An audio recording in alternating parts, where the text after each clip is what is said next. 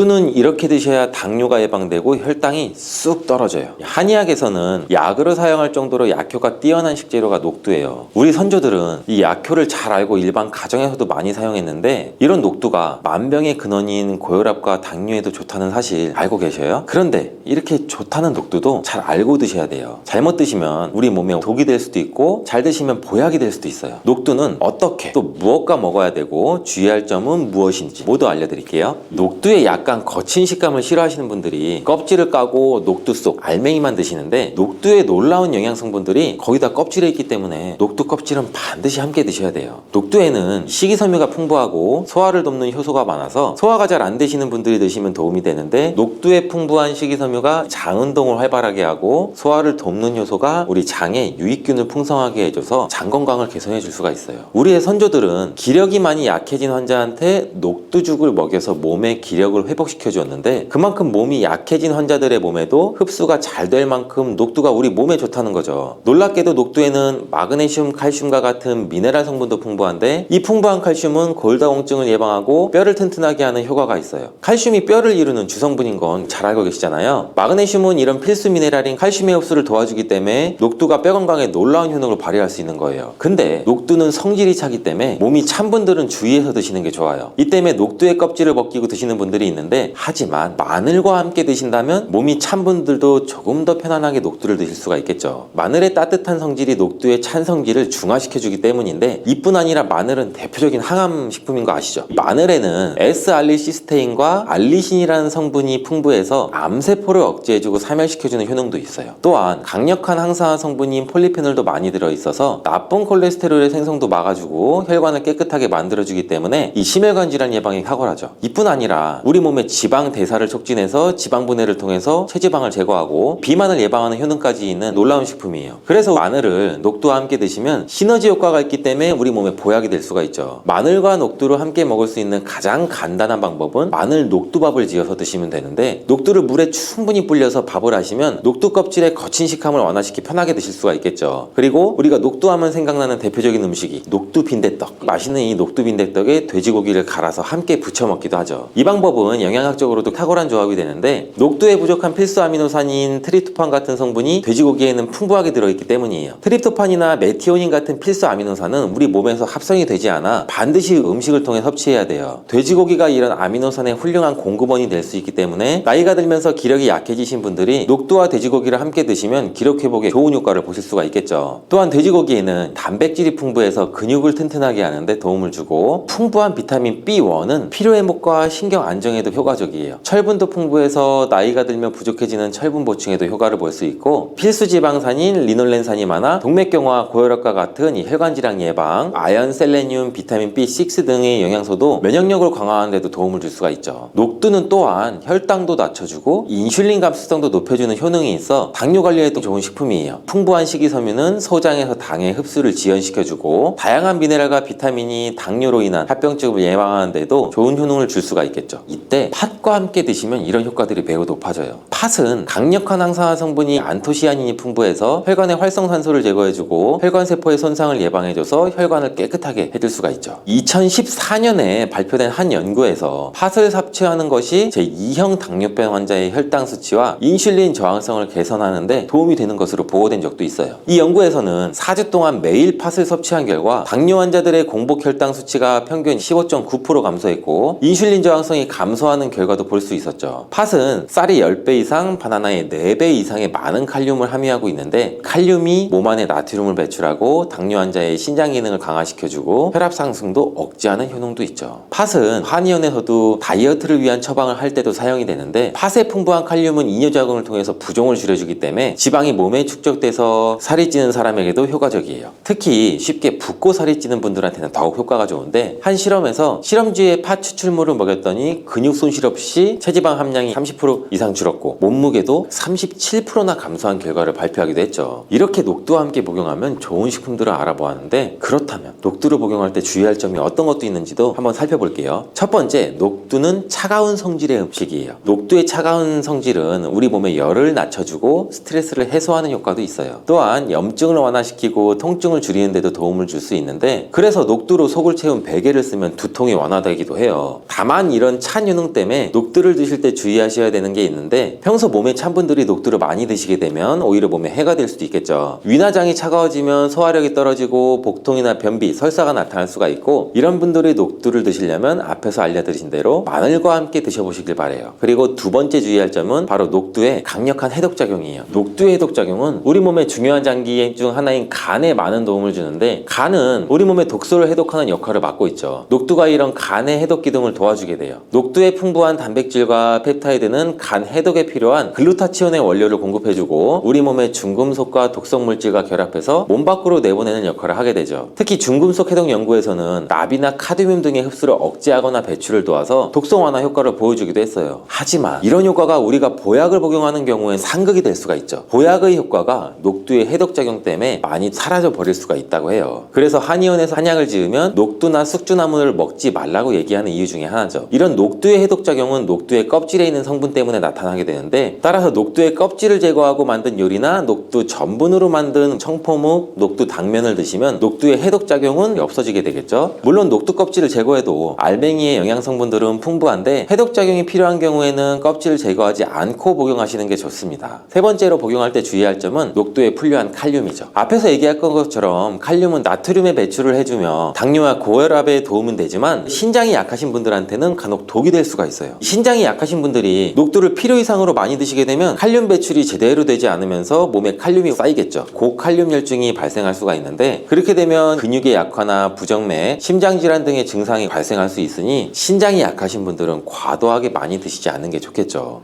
깻잎은 이렇게 드셔야 치매도 예방되고 뼈가 튼튼해질 수가 있어요. 식탁 위에 명약이라는 깻잎, 고기 쌈 싸 먹을 때도 먹고 깻잎 찜으로도 먹고 뭐 장아찌로도 먹고 여러 방법으로 많이들 드시고 계시잖아요. 이렇게 우리나라에서는 많이 드시는 깻잎인데 외국에서는 거의 드시지 않는데요. 깻잎은 우리나라에서 막 자주 드시는 채소라고 하는데, 깻잎에 대해 그럼 얼마나 알고 계세요? 저희 어머니가 거의 칠순이 가까이 되셨는데 평생 그렇게 깻잎을 많이 드셨는데도 깻잎이 얼마나 좋은 식품인지는 잘 모르시더라고요. 깻잎의 8가지 효능과 세척보관법, 그리고 먹는 방법까지 깻잎에 대한 모든 것을 알려드릴게요. 나이가 들면서 기억력도 떨어지고 깜빡깜빡할 때가 많아서 혹시 치매 증상 아닌가 하고 걱정하실 때 많으시죠? 이제는 더 이상 걱정하지 마세요. 깻잎의 첫 번째 효능이 바로 치매 예방이에요. 깻잎에는 치매 예방 효과뿐만 아니라 항산화 항염증 효과가 있다고 알려진 로즈마린산 성분이 많이 함유가 되어 있어요. 로즈마린산은 다양한 식물에서 발견되는 생화학적 화합물로 1958년 이탈리아 과학자가 허브 식물인 이 로즈마리에서 처음으로 발견해서 로즈마린산이라는 이름을 붙였어요. 이 로즈마린산은 폴리페놀의 일종으로 깻잎에는 1g당 76mg의 로즈마린산이 들어있어서 로즈마리보다 약 7배나 많은 것으로 알려져 있죠. 이 로즈마린산은 뇌 속에 아세틸콜린이라는 성분이 분해되는 걸 막아주는데, 아세틸콜린의 역할이 뇌 속에서 뇌신경세포 간의 정보를 전달해서 기억력, 인지 능력을 강화하는 기능을 하죠. 치매 환자는 이 아세틸콜린이 쉽게 분해돼서 치매 증상이 악화되는 경우도 많은데, 깻잎 속의 로즈마린산이 이렇게 중요한 아세틸콜린을 보호하는 기능을 한다는 거죠. 또한 깻잎에는 비타민 A랑 C, E 등이 풍부해서 뇌세포의 손상을 막아주고 뇌의 노화를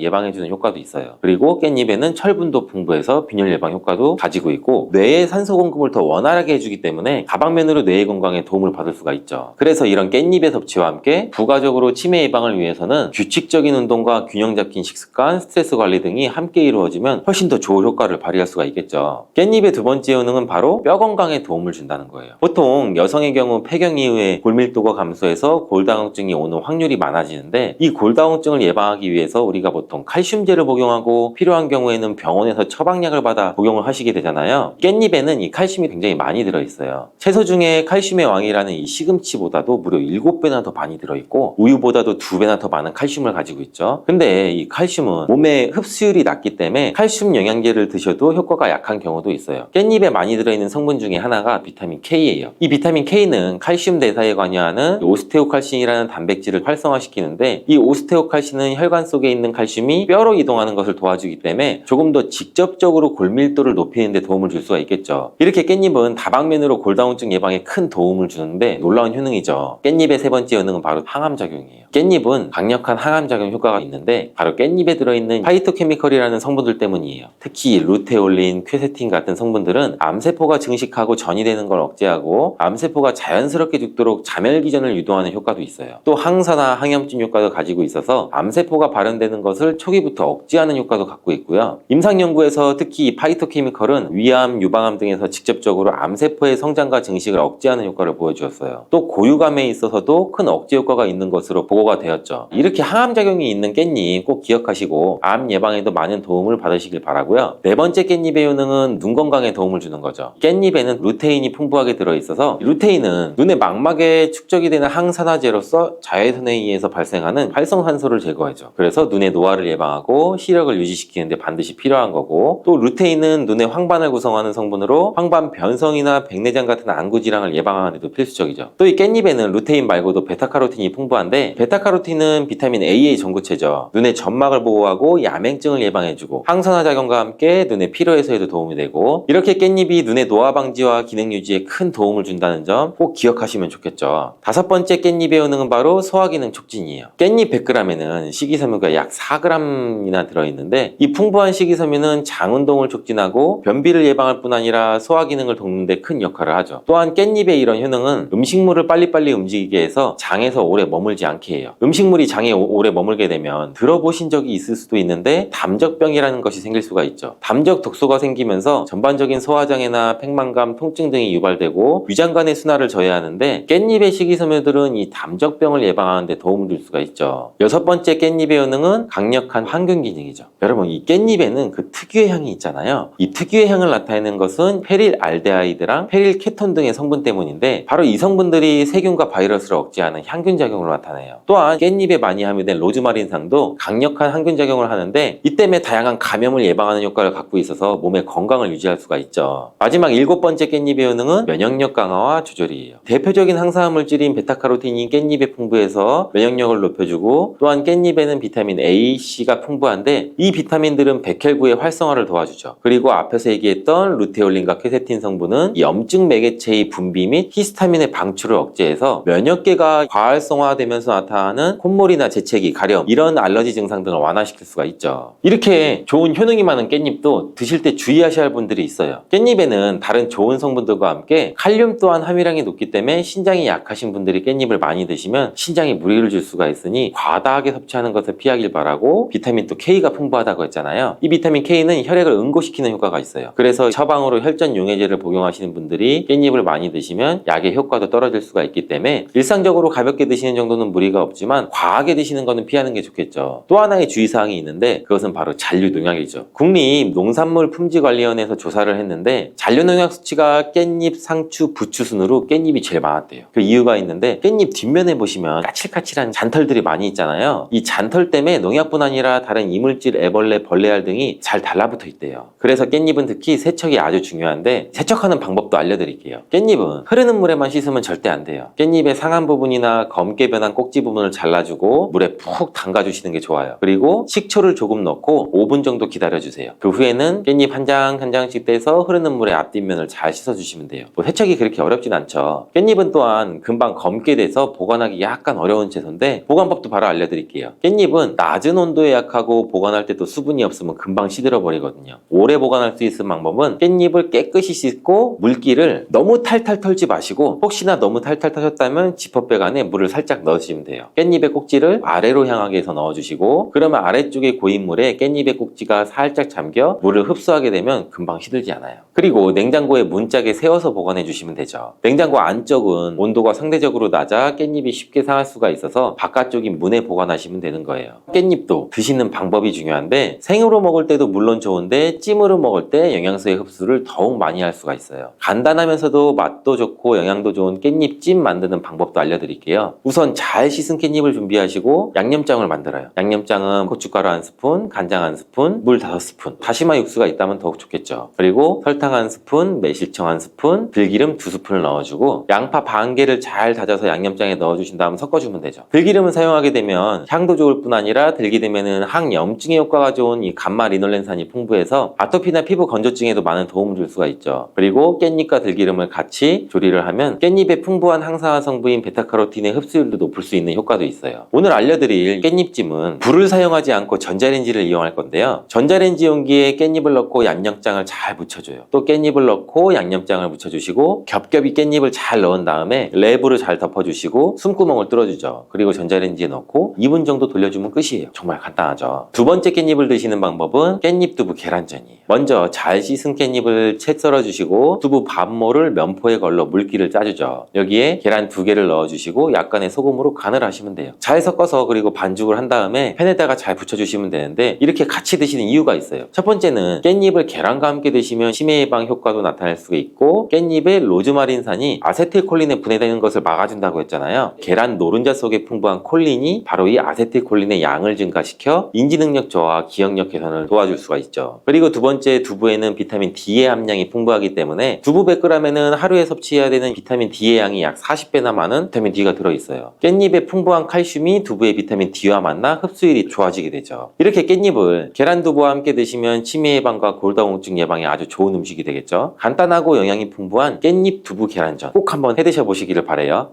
검은 콩과 이것을 함께 드시면 혈관이 살아나고 내장 지방이 사라집니다. 검은 콩 드실 때 제발 이렇게 드세요. 그래야 내장 지방을 싹 녹이고 치매를 예방할 수가 있습니다. 검은 콩이 건강에 좋다는 사실은 모두 알고 있으시죠? 특히 내장 지방을 없애서 뱃살을 빼는 데 좋다고 알고 계실 거예요. 또한 검은 콩은 혈관에 쌓이는 콜레스테롤 수치도 낮춰주는 효과가 있다고 하는데요. 그래서 볶아서도 먹고 밥에 넣어서도 많이 드시지 않나요? 그런데 정작 우리의 뱃살은 빠지지 않고 콜레스테롤 수치도 낮아지지 않죠. 그건 먹는 방법에 문제가 있기 때문입니다. 물론 검은 콩은 몸에 좋은 역할을 하는 효능이 많이 있지만 어떻게 먹느냐에 따라 오히려 몸에 독이 될 수도 있고 반대로 효능을 극대화시킬 수가 있는데요. 그래서 검은 콩에 대해 아주 잘 알고 드셔야 합니다. 이미 잘 알고 계시는 것처럼 검은 콩은 대표적인 블랙푸드입니다. 물론 검은 깨와 흑미도 요즘 건강식으로 많이 찾으시는 식품이고요. 블랙푸드라는 게 말 그대로 껍질이 검정색이라서 블랙푸드인데요. 그렇다면 검은 콩은 도대체 뭐가 그렇게 좋은 걸까요? 검은 콩의 효능 중에 첫 번째는 항산화 효과입니다. 검은 콩에는 플라보노이드라는 강력한 항산화 성분이 풍부하게 들어있죠. 플라보노이드는 식물 세포에 존재하는 물질로 항산화 작용을 통해서 우리 몸의 산화 스트레스를 줄여주는 역할을 합니다. 산화 스트레스라는 게 뭐냐 하면 우리 몸의 세포가 손상되는 원인 중에 하나로 이것은 환경적인 요인, 염증, 그리고 우리 몸의 자연적인 대사 과정에서 발생하는 스트레스라고 생각하시면 됩니다. 이런 산화 스트레스로 인해서 활성산소라는 물질이 생겨 세포의 손상, 노화 및 다양한 질병의 발병을 촉진할 수가 있는 거죠. 근데 검은 콩에 들어있는 항산화제인 플라보노이드는 세포의 손상을 예방하며 우리 몸의 산화 스트레스를 줄여주게 됩니다. 이런 효과로 노화를 느리게 하고 심장질환이나 암, 알츠하이머 등과 같은 여러 가지 질병의 위험을 줄이는 데 도움이 되는데요. 그렇기 때문에 검은 콩은 플라보노이드 함량으로 인해서 우수한 항산화 식품으로 간주가 됩니다. 검은 콩의 효능 두 번째는 혈당 조절에 도움이 되는 건데요. 혈당이란 간단히 말하면 우리 몸에서 음식을 소화하면서 만들어지는 당을 말하죠. 이 당이 우리 몸에 에너지를 만드는데 꼭 필요한 역할을 합니다. 그런데 당이 너무 많아지면 몸에 나쁜 영향을 줄 수가 있죠. 그래서 우리 몸은 당을 잘 조절을 해야 합니다. 그렇다면 검은 콩이 어떻게 혈당을 조절할 수 있을까요? 바로 검은 콩 안에는 단백질과 식이섬유가 많이 들어있는데 단백질은 우리 몸을 튼튼하게 만드는 데 도움을 주고 식이섬유는 포만감을 느껴지게 해서 먹는 양을 줄일 수 있게 도와줍니다. 여기서 식이섬유의 역할이 중요한데요. 식이섬유는 당이 너무 빨리 몸에 흡수되는 것을 막아줍니다. 이렇게 되면 당이 천천히 몸에 흡수가 되면서 혈당이 급격하게 오르는 것을 막아줄 수가 있는 것이고요. 검은 콩의 효능 세 번째는 콜레스테롤 수치 조절입니다. 검은 콩은 콜레스테롤 수치를 낮추는 데 도움이 되는데요. 콜레스테롤은 우리 몸이 필요로 하는 지방 중에 하나이지만 이게 너무 많아지면 혈관을 막아서 심근경색이나 뇌혈관 질환을 일으키는 원인이 되죠. 근데 검은 콩에 들어있는 식이섬유는 우리 몸에서 콜레스테롤을 흡수하는 것을 줄여주는 역할을 합니다. 그 중에서 특히 검은 콩에 들어있는 용해성 식이섬유는 콜레스테롤과 결합하여 그것을 체외로 배출하는 데 도움을 주는데요. 그것 말고도 검은 콩에는 불포화 지방산이라는 건강한 지방도 풍부하게 들어있습니다. 불포화 지방산은 나쁜 콜레스테롤인 LDL 콜레스테롤을 줄이고 좋은 콜레스테롤인 HDL 콜레스테롤을 늘려주는 역할을 합니다. 이렇게 해서 심장 건강을 유지하는 데 도움을 주게 되는 것이죠. 검은 콩의 효능 네 번째는 눈 건강에 도움을 주는 겁니다. 검은 콩에는 눈 건강에 도움이 되는 여러 가지 영양소가 들어있는데요. 그 중에서도 루테인과 지아잔틴은 눈 건강에 특히 중요한 역할을 합니다. 루테인과 지아잔틴은 우리 눈의 황반 부분에 많이 있는 영양소인데 이 황반은 우리가 선명하게 볼 수 있게끔 해주는 아주 중요한 부분입니다. 루테인과 지아잔틴은 이 황반을 보호해주면서 밀도를 유지시켜서 눈의 노화를 막아주고 블루라이트와 같은 UV 파장의 빛으로부터 보호하는 역할을 하게 되죠. 특히 루테인과 지아잔틴은 일으키는 황반변성이라는 눈 질환을 예방하는 데 도움을 주는데요. 이 황반변성은 우리가 나이를 먹으면서 발생할 수 있는 눈의 질환으로 증상이 만약 심해지게 되면 시력을 잃게 만드는 주요 원인 중에 하나입니다. 검은콩의 효능 5번째는 뼈를 튼튼하게 해주는 건데요. 검은콩은 뼈 건강에 도움이 되는 여러 가지 영양소를 함유하고 있습니다. 그 중에서도 칼슘과 마그네슘이 뼈 건강에 특히 중요한 역할을 하는데요. 먼저 칼슘은 우리 뼈와 이를 지탱하는 치아를 만드는 주요 성분이죠. 또 우리 몸의 다른 중요한 기능들, 예를 들면 심장박동이나 신경 전달에도 필요한 물질이고요. 이러한 중요한 칼슘이 검은콩에 아주 풍부하게 들어있어서 꾸준히 섭취하면 뼈를 튼튼하게 해주는데 탁월한 식품이라고 할 수 있습니다. 그리고 마그네슘도 뼈 건강에 중요한 역할을 하는 미네랄인데요. 마그네슘은 칼슘이 우리 뼈에 제대로 흡수되는 것을 도와주게 됩니다. 또 마그네슘은 뼈의 구조를 유지하는 데 필요하고 뼈를 강하게 만드는 데도 도움을 줍니다. 검은콩의 효능 6번째는 피부 노화를 막아주는 효능입니다. 검은콩에 들어있는 비타민 E, 아미노산, 그리고 항산화 성분이 피부 건강에 특히 중요한 역할을 하는데요. 먼저 비타민 E는 피부를 보호하는 데 중요한 역할을 합니다. 비타민 E가 피부의 수분을 유지하는 데 도움을 주는데요. 추가로 비타민 E는 피부 재생을 지원하고 피부 표면의 건강을 유지하는 데 필요한 지방산을 보호하는 역할까지 합니다. 이것뿐만이 아니라 검은콩에 들어있는 아미노산은 우리 몸의 단백질을 만드는 데 필요한 성분이죠. 이것이 왜 피부에 좋냐 하면 우리의 피부는 대부분 콜라겐이라는 단백질로 이루어져 있는데 바로 이 콜라겐은 피부 탄력을 유지해 주는데 좋아서 항상 탱탱한 피부로 보이게 되는 거죠. 또 검은콩에는 아미노산이 풍부하게 들어있는데요. 아미노산도 콜라겐 생성에 도움을 줍니다. 검은콩의 효능 7번째는 치매를 예방하는 효능이 있다는 겁니다. 검은콩에는 오메가3 지방산이라는 불포화 지방산이 들어있는데요. 이 오메가3는 우리 몸이 스스로 생성하지 못하기 때문에 식품을 통해서 섭취해야 하는 필수 지방산입니다. 근데 오메가3 지방산이 뇌 건강에 매우 중요한 영향이 있다는 게 중요한 포인트죠. 뇌는 약 60%가 지방으로 이루어져 있고 그 중에 대부분이 오메가3 지방산인 DHA로 구성이 되어 있습니다. 바로 이 오메가3가 뇌 세포의 막을 구성하면서 신경전달 물질의 생성과 기능에 관여하며 학습 능력과 기억력을 향상시키는데 도움을 줍니다. 또 오메가3는 뇌의 염증을 줄이고 뇌 세포를 보호하는 역할도 하죠. 이것이 뇌의 노화를 지연시키고 뇌 질환을 예방하는 데 도움을 주는 겁니다. 결국 오메가3 지방산은 치매 같은 뇌 질환의 위험을 감소시키는 데 효과적이라고 할 수가 있습니다. 검은콩의 효능 8번째는 탈모 예방입니다. 검은콩에는 모발에 영양분을 주는 비타민 B가 풍부하고 모발 성장의 필수 성분인 시스테인이 가득한데요. 이 성분들이 혈액 순환에도 도움을 줘서 탈모도 예방이 되고 새치가 생기는 것도 막아주는 모발 건강에 정말 필요한 성분이라고 할 수가 있습니다. 정말 검은콩의 효능이 어마어마하지 않나요? 그러니까 나이가 들수록 꼭 드셔야 하는 음식이라고 생각이 드시죠? 근데 이런 어마어마하게 좋은, 몸에 좋은 검은콩도 드실 때 주의해야 할 점이 있는데요. 아무리 좋다고 해도 과다 섭취는 안 되는 거 아시죠? 검은콩에는 피틴산이라는 성분이 들어있는데 이는 식물이 생장하는 과정에서 필요한 미네랄을 저장하는 역할을 합니다. 하지만 이 성분이 과도하게 섭취가 되면 우리 몸에서 필요한 미네랄인 칼슘이나 철분 등의 흡수를 방해할 수가 있습니다. 또 검은콩은 단백질과 식이섬유가 풍부해서 잘 익히지 않고 먹으면 소화가 잘 되지 않을 수가 있습니다. 요리하기 전에 충분히 물에 불리고 완전히 익혀 드시면 되는데요. 하루 섭취 권장량은 50g 정도로 종이컵 1컵 정도 양이면 충분하다고 할 수 있습니다. 밥할 때 특히 서리태 같은 검은콩 많이 넣으시잖아요. 오늘부터는 충분히 물에 불리고 무조건 많이 넣는다고 좋은 건 아니니 적당량을 잘 넣어서 드시면 좋겠습니다. 근데 검은콩 드실 때 다른 음식들과 같이 먹게 되는데요. 밥 지을 때 넣거나 다른 음식과 같이 먹기도 하는데 같이 먹으면 독이 될 수 있는 음식이 있다는 거 아실까요? 검은콩과 함께 먹으면 독이 되는 음식 첫 번째는 우유입니다. 유명한 검은콩 두유, 우유도 있는데 무슨 소리를 하는 거지? 하는 분들도 계실 텐데요. 어떤 분들은 우유에 콩을 넣어서 이런 식으로 갈아서 드시는 분들이 있죠. 이게 오히려 몸에 안 좋은 영향을 미칠 수도 있습니다. 왜냐하면 검은콩과 우유를 동시에 섭취하면 피틴산과 칼슘 사이에 상호작용이 발생할 수가 있는데요. 검은콩에는 피틴산이라는 성분이 있는데 이 피틴산은 식물 성장하는 과정에서 필요한 미네랄을 저장을 하는 역할을 합니다. 이 성분이 우리 몸에 필요한 칼슘과 철분 등의 흡수를 방해할 수가 있는 거죠. 반대로 우유는 칼슘의 주요한 공급원이고 우리 몸에서는 칼슘이 뼈와 이를 구성하며 신경, 근육 기능, 혈액 응고 등에 꼭 필요한 역할을 하게 되죠. 근데 피틴산이 풍부한 검은콩과 칼슘이 풍부한 우유를 같이 먹게 되면 피틴산이 칼슘 흡수를 방해하기 때문에 우유의 영양소가 제대로 흡수되지가 않을 수가 있습니다. 같이 드시면 절대 안 되거나 나쁜 큰 영향을 미친다는 것이 아니라 각각의 영양소의 섭취 목적으로는 따로 먹는 걸 추천해 드리는 겁니다. 오해하시면 안 되고요. 검은콩과 함께 먹으면 안 되는 음식 두 번째는 토마토입니다. 왜냐하면 토마토가 콩의 단백질 흡수를 방해하고 소화를 어렵게 만들 수 있는 산성이기 때문인데요. 토마토의 산성 성분이 단백질의 흡수를 방해하면 콩에 충분히 들어있는 단백질이 몸에 흡수가 안 되기 때문에 콩의 영양 가치가 아무런 의미가 없게 되는 상황이 올 수가 있습니다. 또 토마토의 산성 성분은 이미 단백질이 풍부하고 소화하기 어려운 콩을 더욱 소화하기 어렵게 만들 수가 있습니다. 그렇지 않아도 나이가 들면 신진대사가 활발하지 않아서 소화가 안 되는데 소화불량을 일부러 더 만들 필요는 없겠죠. 검은 콩과 함께 먹으면 안 되는 음식 세 번째는 달걀입니다. 달걀에는 비타민 A가 풍부하게 들어있는데요. 비타민 A는 우리 몸의 면역 시스템을 강화시키고 시력을 유지하는 데도 필요하고 세포의 성장과 분열에도 중요한 역할을 하게 됩니다. 그리고 검은 콩에는 트립신이라는 아미노산이 들어있는데요. 트립신은 우리 몸이 단백질을 만드는 데 필요한 중요한 구성 요소가 되고 신경 전달 물질인 세로토닌과 멜라토닌의 생산에도 필요한 아미노산입니다. 그런데 달걀의 비타민 A와 검은 콩의 트립신이 함께 섭취되면 어떻게 될까요? 둘 사이에 화학적 상호작용이 발생해서 소화 과정에 영향을 미칠 수가 있는데요. 이 상호작용은 단백질의 소화를 방해하거나 또 비타민 A의 흡수를 저해하게 될 수가 있는 겁니다. 또 트립신은 소화 효소의 활동을 저해하는 특성이 있습니다. 따라서 트립신이 풍부한 검은 콩과 비타민 A가 풍부한 달걀을 섭취하면 좋은 영양소를 흡수하지 못하는 결과를 가져올 수가 있습니다. 앞으로는 무심코 검은 콩과 같이 먹을 때 독이 되는 음식은 같이 안 드셨으면 좋겠습니다. 그렇다면 같이 먹을 때 궁합이 정말 잘 맞는 음식도 있겠죠? 정말 찰떡궁합인 음식들도 있습니다. 검은 콩과 궁합이 정말 잘 맞는 음식 첫 번째는 흰 쌀밥입니다. 이미 다들 밥에 검은 콩 넣어서 드셔보시잖아요. 밥하고 검은 콩은 그만큼 궁합이 잘 맞는다고 이미 알고 계신 거죠. 검은 콩에 들어있는 식이섬유는 소화 과정에서 천천히 분해가 되고 흡수가 돼서 긴 시간 동안 포만감을 유지시키는 데 도움이 되는데요. 밥과 함께 섭취하면 이런 효과가 더욱 증가를 하게 돼서 다이어트에도 효과적이라고 할 수가 있습니다. 또 검은 콩에는 저항성 전분이라는 성분이 들어있는데 이 성분이 혈당 수치의 급격한 상승을 막아주는 역할을 합니다. 흰 쌀밥에는 탄수화물이 많아서 혈당 수치가 급격히 상승할 수 있지만 검은 콩과 함께 섭취하면 당 수치를 완화시키는데 도움이 되는 것이고요. 이처럼 검은 콩과 흰 쌀밥을 같이 먹으면 충분한 영양소 섭취, 포만감, 혈당 조절 이렇게 일석삼조의 효과를 누릴 수 있으니 정말 찰떡궁합인 것입니다. 검은 콩과 궁합이 정말 잘 맞는 음식 두 번째는 당근입니다. 당근에는 비타민, 미네랄, 식이섬유 등 다양한 영양소를 함유하고 있죠. 특히 루테인이 풍부한 당근은 강력한 항산화 효과와 눈 건강을 유지하는 데 아주 좋은 재료인데요. 검은 콩과 루테인이 풍부한 당근을 함께 섭취하면 콩의 단백질이 당근의 영양소 흡수를 돕는 동시에 당근의 루테인이 콩의 영양소 흡수를 돕습니다. 서로 소화가 잘 되고 영양소 흡수가 잘 되게 도와주는 음식이 되는 거고요. 당근 말고도 시금치와 같은 채소도 비슷한 역할을 하니까 식사하실 때 당근이 들어간 음식이나 시금치나물 같은 음식들과 같이 드시면 효과가 정말 좋을 거라고 생각합니다. 검은 콩과 궁합이 정말 잘 맞는 음식 세 번째는 닭고기입니다. 검은 콩은 식물성 단백질의 좋은 원천이라고 잘 알고 계실 거예요. 근데 이 식물성 단백질은 동물성 단백질에 비해서 필수 아미노산의 비율이 적은데요. 필수 아미노산은 우리 몸이 스스로 생산할 수 없는 아미노산으로 반드시 음식을 통해 섭취해야 하는 성분입니다. 닭고기는 동물성 단백질의 좋은 원천이고 모든 필수 아미노산을 골고루 함유하고 있습니다. 따라서 검은 콩과 닭고기를 함께 섭취하면 두 가지 종류의 단백질이 서로를 보완하게 되는데요. 이렇게 함께 섭취하면 검은 콩에서는 얻을 수 없는 필수 아미노산을 닭고기에서 보충할 수가 있습니다. 반대로 동물성 단백질만을 섭취할 때보다 식물성 단백질의 섭취 비율을 늘려주는 것은 심혈관 건강에도 정말 좋은 효과를 볼 수가 있습니다.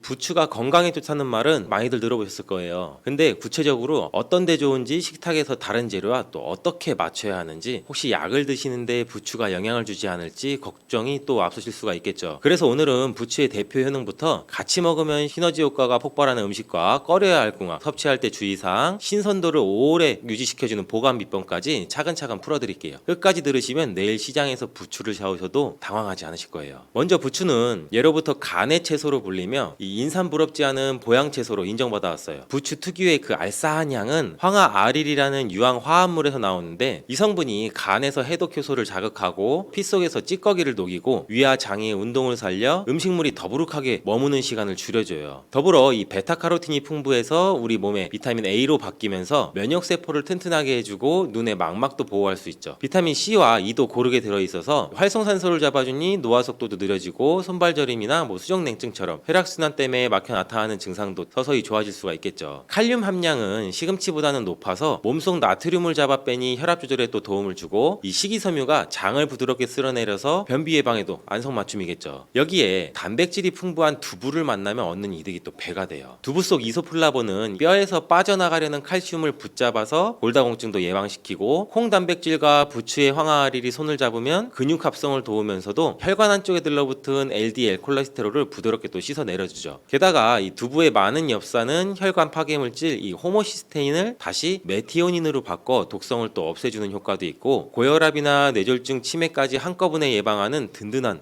후원군이 되는 거죠. 여기서 끝이 아니에요. 두부는 몸이 차가운 성질이라 속이 냉한 분이 많이 드시면 설사를 부를 수가 있는데, 부추가 따뜻한 기운으로 찬 성질을 눌러주니 이 배탈 걱정은 또 덜어주겠죠. 실제로 부추를 잘게 썰어서 물기를 뺀 두부, 달걀, 그리고 부침가루와 섞어서 7cm 정도로 납작하게 지져내면 부추 두부전이 완성이 되는데, 기름은 들기름이나 올리브유를 쓰면 오메가3까지 챙겨 또 금상첨화가 되겠죠. 사과와의 만남도 빼놓을 수가 없죠. 사과는 비타민C나 폴리페놀, 수용성 섬유, 펙틴 덩어리인데, 부추의 비타민 A랑 E와 함께 같이 들어가면 항산화 능력과 장 해독 속도가 또 눈에 띄게 올라가요. 특히 섬유질이 혈당 상승을 완만하게 만들어서 당뇨 관리에도 좋고, 장 속 유익균의 먹이가 돼서 대장암 예방 효과도 커지겠죠. 방법은 간단해요. 부추 약 30g과 껍질째 씻어 씨만 뺀 사과 약 3분의 2조각, 물 150ml, 올리브유 한 큰술을 믹서기에 넣고 곱게 갈아서 이제 부추 사과 주스를 만드세요. 새벽 공복에 한 잔 드시면 속이 또 편안해지고, 아침 식사량도 자연스럽게 줄어서 체중 조절까지 덤으로 얻으실 거예요. 돼지고기와도 또 찰떡궁합인데, 부추의 알리신은 돼지고기 안에 비타민 B1, 티아민 성분의 흡수를 4배에서 5배나 끌어올려서 피로를 훨씬 더 빨리 풀어줘요. 돼지고기가 원래 차가운 성질이라서 속이 냉한 분한테 부담이 될 수 있는데, 부추가 따뜻한 기운으로 균형을 잡아주니 소화가 잘 되고 이 더부룩함도 적어요. 드실 때는 기름기를 뺀 앞다리살이나 안심으로 수육을 삶아 부추, 양파, 식초, 참기름으로 만든 상큼한 부추 겉절이를 한번 곁들여 보세요. 고기의 잡내는 사라지고 이 씹을수록 달큰한 향이 올라와서 젓가락을 부르는 반찬이 돼요. 브로콜리와 부추를 또 한 그릇에 담으면 눈과 혈관을 동시에 지켜낼 수 있어요. 브로콜리에 들어있는 이 설포라판 성분은 암세포 증식을 억제하고, 비타민 C나 E, 베타카로틴도 부추 못지않게 많은데, 이 두 재료를 같이 데쳐서 간장이나 식초, 참기름 소스에 살살 묻혀놓으면 삼색 채소가 어우러진 건강 무침이 되죠. 비타민 A랑 C랑 E가 한꺼번에 들어갈 때 서로의 산화를 막아 흡수가 배가 되니 망막 노화를 일으키는 활성산소를 확실히 또 눌러줄 수가 있고, 황반병선이나 안구건조, 야맹증, 즉 위험을 낮추는데도 큰 힘을 발휘할 수가 있겠죠. 물론 주의하실 점도 있어요. 부추는 따뜻한 기운이 강하기 때문에 몸에 열이 많아 얼굴이 자주 붉고 입안이 잘 헐거나 불면증이 심하신 분들은 과량으로 드시면 오히려 두통이나 어깨 결림, 가슴 답답한 증상도 생길 수가 있어요. 하루 섭취 적정량은 이 생부추 기준 70에서 80g, 데친 부추는 약 100g 안팎이면 충분하고, 또 칼륨이 많아서 만성 신장 질환으로 추석 중이거나 고칼륨 혈증 위험이 있는 분은 갑자기 하루 큰 한 단씩 드시기보다는 두세 줄기 정도로 조금씩 양을 늘리면서 우리 혈중 칼륨 수치를 체크하셔야 돼요. 혈압약, 특히 칼슘 기량제나 ACE 억제제를 드시는 분은 일시적으로 저혈압이 올 수가 있으니 공복과식은 피하시고 꼭 식사와 함께 나눠 드시는 게 좋겠죠. 부추와 소고기는 가능한 따로 드시는 편이 또 안전해요. 두 재료 모두 따뜻한 속성을 가져서 함께 드시면 열 에너지가 또 과하게 몰려서 사람마다 속이 쓰리거나 설사를 유발할 수도 있고, 소고기의 흡수율도 떨어뜨릴 수 있어요. 또 부추 특유의 황화릴 향이 강해서 어패류의 신선한 풍미와 부딪히면 약간 씁쓸한 맛이 돌 수 있으니, 회나 생굴, 새우젓처럼 날것 해산물과 곁들일 때는 양을 조금만 사용하거나 대신에 실파나 미나리를 써서 향을 부드럽게 잡아주면 좋겠죠. 효능을 제대로 보려면 보관도 굉장히 중요하죠. 부추는 잎이 얇아서 수분이 날아가면 금세 풀이 눅눅해져요. 또 영양도 내려가요. 장을 보고 오신 날 즉시 밑동의 흙만 살짝 잘라내서 차가운 물에 20초 정도 흔들어 씻은 다음 밑동 약 1cm가량만 물기가 남도록 키친타올로 톡톡 찍어줘요. 그 뒤에 젖지 않은 새 키친타올 한 장을 펼쳐서 부추를 가지런히 올리고 끝에서부로 돌돌 말아주세요. 마지막에 밑동 쪽이 아래로 가도록 세워서 지퍼백에 넣고 냉장고 문 안쪽이 아니라 야채 칸 안쪽 깊숙이 세워두시면 일주일 정도 지나도 시들시들해지지 않고 연초록 빛을 유지해요. 만약 오래 두고 드셔야 되면 깨끗이 씻어 약 4cm 정도 길이로 썰어서 물기를 제거한 뒤 살짝 데쳐서 한 끼 분량으로 지퍼백에 나눠서 냉동하면 3주까지는 비타민 손실이 적다고 해요. 해동은 냉장고 안에서 천천히 하시고, 또는 바로 볶음팬에 넣어 가열 하시면 색도 맛도 크게 변하지가 않죠. 나이가 들면서 약을 이것저것 또 많이 드시는 분들이 많잖아요. 이런 분들이 부추를 드실 때 주의하셔야 할 사항이 있는데, 당뇨약 중에 설포닐 우레아 계열이나 인슐린을 쓰시는 경우 부추 자체가 혈당 상승을 늦춰주기 때문에 같은 용량의 약을 그대로 쓰면 빈혈, 떨림, 저혈당 이런 증상이 또 올 수가 있어요. 또한 와파림류의 항응고제를 드신다면 비타민 K 함량이 높은 부추를 한꺼번에 여러 장씩 부추전에 넣어서 매일 반복적으로 드실 경우에는 그 수치가 변할 수 있으니 주 2, 3회나 한 장씩 나눠 드시고 담당 의사와도 미리 상의하시면 또 안전하게 드실 수가 있겠죠. 이제 간단하면서도 효과 확실한 일주일 부추 건강 캘린더를 한번 소개해 드릴게요. 월요일 아침은 부추 사과주스 반컵에, 점심은 현미밥 반 공기에 부추 된장국, 저녁은 부추 두부전 2장, 화요일은 점심을 건너뛰고 대신 부추 브로콜리 무침을 넉넉히 만들어서 고구마찜 반 개와 함께 드시면 또 포만감이 오래 가겠죠. 수요일 저녁에는 돼지고기 수육에 부추 양파 겉절이를 곁들이고, 목요일 아침에는 부추 바나나 요거트를 넣은 스무디로 부담 없이 한번 시작해 보시고, 금요일 점심은 보리밥 위에 부추나물을 듬뿍 얹은 비빔밥, 토요일에는 된장이랑 청양고추 살짝 넣어 끓인 부추 해장국으로 속을 달래고, 일요일 저녁은 데친 부추와 삶은 달걀을 곁들인 오리 훈제 샐러드로 한 주를 정리해 보시면 부추의 다양한 얼굴을 지루하지 않게 즐기실 수가 있겠죠. 다음으로 새벽에 부추전을 부쳐서 바삭바삭하게 유지하는 작은 요령 하나 알려드릴게요. 반죽에 찬 소주 한 큰술을 한번 넣어보세요. 알코올이 증발하면서 전 부침 속 수분을 조금 빼주기에 훨씬 바삭하고 오래 두어도 눅눅해지지 않아요. 또 남은 전은 한 장씩 유산지로 분리해서 얇게 쌓아 냉동했다가 전자레인지가 아니라 중약불 후라이팬에 다시 구우면 첫날 그 맛 그대로 살아나죠. 부추는 값도 싸고 손질도 쉽고 냉장고에만 잘 세워두면 일주일 내내 싱싱해요. 혈관이나 간이나 그리고 눈, 장, 뼈를 고루 돌보는 천연 영양제라고 생각하시고 매일 식탁에서 한번 챙겨 드시길 권해요. 혈압계, 혈당계, 소변 검사표 숫자가 달라질 때 부추 한 단의 힘을 몸소 한번 느끼게 될 거예요.